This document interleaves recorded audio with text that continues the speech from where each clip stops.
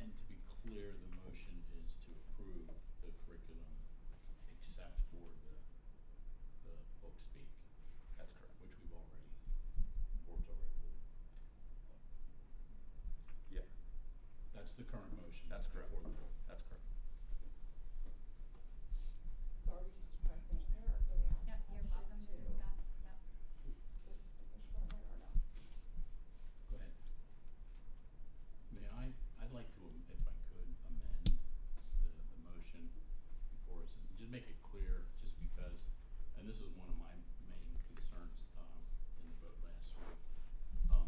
We've not, this vote does not expressly remove the book night from the curriculum.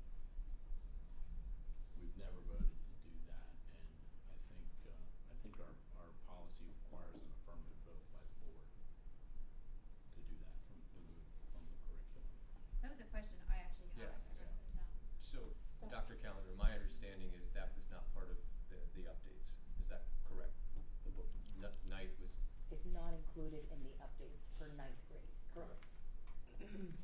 So my question then is, I feel like Speak was to replace that, and Speak did not get approved. So I guess my understanding was night would remain in the curriculum in lieu of that. I think what we heard from Ms. Reynolds is that it would just be one less novel, right? Correct. So instead of 4, it'll just be 3. So night is no longer being read. If you recall, last time we met, I was trying to clarify, when the change to AP, the English course that was also approved this spring, that book, Night, was recommended for inclusion in the AP course. So if we have it in ninth grade and we have it in the AP course, we could have students who repeat the same novel, which our English department tries not to do because they try to keep the text relevant and fresh for our students. So if we want to insert a recommended text for ninth grade, I would suggest we take that back to Ed Committee for next year and have that discussion. But I think we need to leave it with the teachers who have created the structure of the ninth grade curriculum to determine whether it's gonna just stay the books that were recommended this time or whether they wanna make an additional recommendation and come back to the Ed Committee. I don't wanna speak for them and say that it's easy to just replace one with the other. I don't know that that would be an easy answer. Just to clarify, this went from the ninth grade ELA curriculum to the 11th and 12th Yes. AP course, okay.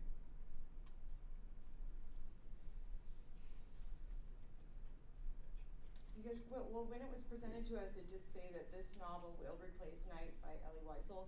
So I guess, yeah, my question would be the same. What novel would take the place of Speak then? If we are replacing Night, we would still need a novel to replace that. Yeah, once again, my understanding from what I heard tonight was we would go from 4 required novels down to 3. Again, they would need time to just review everything, look at the objectives, and select a different text. I don't think that they're prepared to do that in this evening's board meeting. But I do feel like if you want them to come with an alternative text, we could request that for the next year and have that discussion. Can I get a head nod? Yeah, that's correct. Yes. Okay, thank you. Any additional comments? Yeah, so we're not gonna have any motions or anything that changes, we're gonna vote directly how it's written? Well, again, I'm not trying to split hairs here, but I don't think the board has, if you're saying that by voting on this, it just naturally excludes that book. Yeah. Which Yes. I guess that's what you're saying. Correct, you're approving the 'Cause we brand new did not- curriculum to replace the one that was there. But Dr. Reisner got a nod saying, hey, there's a chance to bring in a novel to replace Speak, is that? No, right now, we go from 4 to 3. Okay. And then, as Dr. Callender said, any other changes would have to go back to Ed Committee next year. Right, and the English department is still in writing next year, so that falls within the normal guise of what we do, so that could happen. So, and then can I ask a question about, I heard, one of the teachers mentioned that All-American Boys is part of, I think it was Unit 6, speaking and listening in academic context, and that Eleanor and Park would also be included there as a choice. Was that correct? Did I read that right? Yeah, Okay. there are two other books So, in that. are we concerned, or did we consider that possibly, and I'm not familiar with All-American Boys actually. I wasn't on the ed committee then, so I didn't read that one, but I did read Eleanor and Park. Are you concerned with, any of the like language or the mature theme that somebody who would want to opt out of All-American Boy would similarly want to opt out of this one because of its more mature content? They actually have 4 books in that selection. So there are 2 other books too. Okay. Salt to the Sea and Trouble are the other 2 books that are in that. Salt of the Sea? Salt to the Sea Okay. and Trouble. And Dr. Callender and Dr. Sobachan, that's the choice. Correct. They get to choose through those 4. Okay, and then those were already a part of the curriculum previously? Those 2 that you just mentioned? Is that right? Okay, thank you. I think so. I see a nod. Okay, No. yes. The 2. Yeah. Yeah. And then can you remind me, which unit did you say you had intended speak for? Unit 2, Unit- Poetry and Figurative Language. Okay, so there are other resources that you currently have and that were approved? Yeah, everything that's on the list right now or other in the curriculum are all published. Okay, so we have other, okay. All right, and then Romeo and Juliet and the All-American Boys are the other 2 novels that are already in the curriculum is that what? So Romeo and Juliet will be our drama, and then we'll have To Kill a Mockingbird, the Agatha Christie unit, All-American Boys, Eleanor and Park, and then the feed one is specifically for co-taught tuition.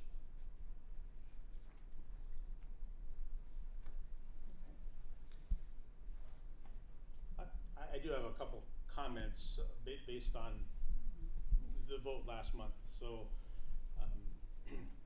I remember when it was finished, I believe Mrs. Cole famously said, "What's next?" And then I realized myself that I just voted to not allow To Kill a Mockingbird in the English 9 curriculum. I believe it was my intention, just like with the 57 bus, there was a motion to pull out the one media specifically and vote on that, where the English 9 curriculum was all of it. Thank you, Mrs. Cole, for asking what's next. There's some good reading material in here, and I think the English department put in a lot of hours. As a matter of fact, $4,890 worth of hours, to build that curriculum. But with that in mind, Mrs. Hochreiter also spoke, and she mentioned the Public School Act of 1949, which is essentially what mandates school boards. And it's specifically written to say the school board has broad discretion on curriculum, policy, and budget. Why is that? As a school board, we're elected by the community, and we go through a democratic process where we talk to hundreds, thousands of constituents, before the vote is taken. I think there's a reason why school board members, not being educators, have a small piece of the decision just to make it fair for everyone. I would really regret if a school board voted down every book, every educator's decision. We trust the educators, but I do think we have to respect at least the community values that we talk to the community, whether it's right or wrong, and we have to be able to understand that a school board is a group of people that are not educators that are forced to make a decision on curriculum in the community. So I can see it both ways. The only amendment I would make is some of us have educational background. I'm sorry, you're absolutely right, Ms. Zimmerman. Speaking of myself. Mike and I do. I'll take a vote for it. Yeah. I could see Mr. Brown's eyes going like, wait a minute. Just wanted to make that comment. See, I messed up again. No, you're great. My only question is, and I think when I look at Eleanor and Park, I recognize that there's some language and there's some sexual content content in that, how are we going to be informing families that that is present in that novel so that they can make a well-rounded decision? Yeah, so we communicate that multiple different ways. So that's communicated back to school night. There are monthly communications. It's built into the syllabus. And then there's also communication home from teachers that happens. It's required to happen monthly. Most of our teachers do it more frequently than that, but they communicate prior to all of these units what's being instructed. I guess my ask would be that we say this has sexual content and this has language in it, and not just, hey, just wanted to call this to your attention. I think we need to be fully transparent about that. So that would be the way that I would be in agreement to this evening, would be that would be explicitly spelled out. And that would apply for all texts, Mrs. Zimmerman, because we have a lot of texts that have similar. I mean, if you're asking, that would be my preference for any time there's a text that has that. I'm but- fairly certain throughout our English department in the high school, it would be for every course. So I think that would be an easy thing to build into the syllabus I think to that's make that known. super important that we are being as transparent and up and forward as possible so families can make decisions. So are you just saying that it would be included on like a curriculum map that I, as a parent, would be responsible for looking at? Or are we talking about like a specific like newsletter? How are we communicating this? Or how do we think? Well, the syllabus is a publicly facing document that teachers put on Sure. their LMS, but then also like they send communications of what's happening in the course. So I would see it being At identified least there. monthly. At a minimum monthly. So that information would be communicated like, hey, next month we're reading da da da da. Or would it be like at the beginning of a unit, like this unit includes this and this resource? I think I would ask for it to be done at the start of the year. That way parents have enough time. If you wait till the unit is starting, Sure. we could get into a time crunch for people to review the content. No, I So I agree. really feel like the best place is in the syllabus at the beginning of the year. Parents, we have a great turnout for back to school night. They can hear more from their teachers about that. And I think that puts the disclaimer out there for all of the texts that would fall under that category. I think that would give enough time. I agree. I just think we need to be thoughtful that it's not a blanket statement, but specific to the content of the book. And then I'm not familiar with the other two that you had mentioned, Trouble and Salt to the Sea. Do those also have like explicit language or adult content? Like, I have what- not read either one of them, so I can't speak. Do to we it. have one option that doesn't have those things, just in case there's a parent that, you know, wants zero language at all or zero? I didn't Sure, ask that opinion. question before tonight, so I'm not sure. Anyone familiar with those I know their English department would be. titles? Can we ask them? Are you asking? You did. I just wanna make sure that I don't speak out of turn. If you're comfortable, I'm You're okay. comfortable. Yeah. I mean, both those are our opt-out choices and have been approved for years. Trouble is our current opt-out for All American Boys, and it's hard for me to say that they're wonderfully clean of everything. They also have racism. Salt to the Sea is a war novel. It has violence. Like they all have content, but both Trouble, Salt to the Sea, Eleanor Park, and All American Boys are published under young adult titles or headings in publishing houses, so 12 to 18. But they're currently part of the curriculum. Salt to the Sea and Trouble have been in there. They're not new additions. Okay.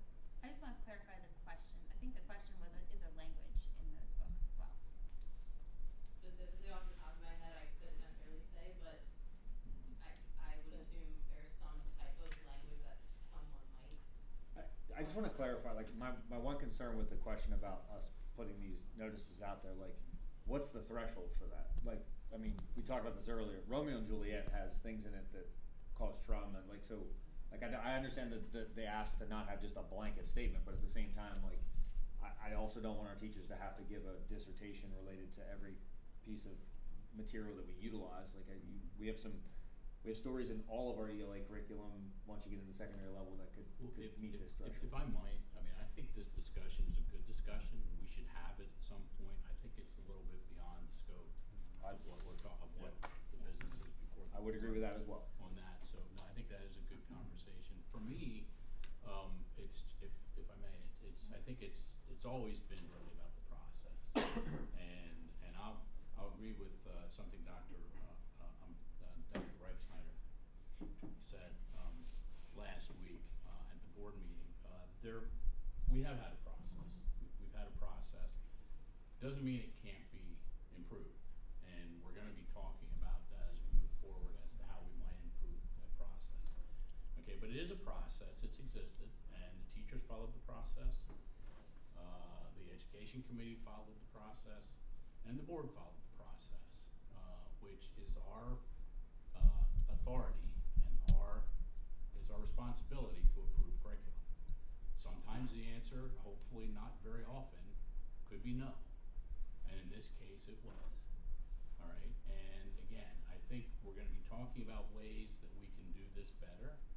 These conversations should have happened at a much earlier time, in my opinion. We should be able to talk about these issues, we should be able to bring these concerns, and for me, it was a question of, I mean, we've heard a lot about the community, and you know, we're not bound by what the community opinion might be on one side or the other. But what made some of these books different is we received a lot of feedback, you know, both positive and negative. A lot more feedback that's negative that probably not people aren't aware of, but I understand there's been a right to know request, so hopefully, presumably that information will get out there. But you know, but it was enough for many of us to look at it, take a second look at this, read the books, and ultimately have a discussion. You know, I think it was a complete, you know, I think everybody had their say. I think it was a good discussion, we had good community feedback, and we made the decision. We all made the decision we felt was right. Whether that was, you know, whether people agree with that or not, that's just how it was. But again, I think we need to get to a point where, you know, the process is improved, and we're gonna be working on that. But getting back to again, we went through the process, this list of books, and we could have maybe done it a little better as far as figuring out, you know, that this book did not generate the kind of feedback that some of the other books we talked about did. So, Which book are you talking about? and all of the books, Okay. all of the books. None of the books in my mind generated the type of feedback we had from either the 57 bus, which again, that's not part of this curriculum, or the book Speak. Mhm. Okay, I'm not saying that I'm not saying that they were all, that nobody raised a question about them, but when you look at what the other, compared to the Speak book, and, you know, just the amount of negative, feedback on that, you know, it just wasn't at the same level. Mhm. So given that, you know, when in doubt, you know, again, there's not enough evidence here for me to say no to these books. I think at this point where we are in the process, and again, not that the process can't be improved, but you know, I think, and that's why I intend to vote yes for this for the motion. For that reason, I think we need to move on. We need to let the staff know where they stand, you know, at this point, and so that's where I am.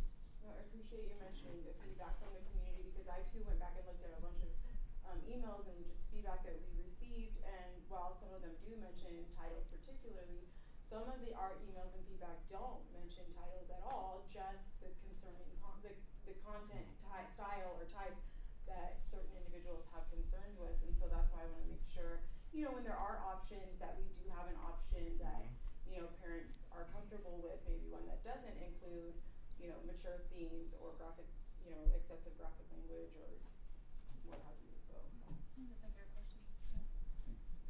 Dr. Reisinger, we talked about process and protocol calls. Mr. Lance, you touched base on that. We heard it from the podium tonight. The administration is working on expanding the process and adding additional evaluation steps in there. Do we have visibility to anticipated timelines around the process? So we have that in the committee of the whole. It's a topic. May I just point of order, before we get, we have not, my motion Yes. on the, including the night book, I'm gonna withdraw that. You're going to thank you for It doing has not been seconded, I think I can withdraw it. Thank you. And be Yes. within the Yes. procedure. Yeah. Any other comments, questions? So just so I'm clear, so we're voting tonight on excluding Speak the graphic novel, and Night is not part of this approval. We already excluded, right? It's not part of It's this. not part of it. It's not part of this. Correct. So the book Night is not part of what we are approving tonight. Night will not be part of the ninth grade curriculum.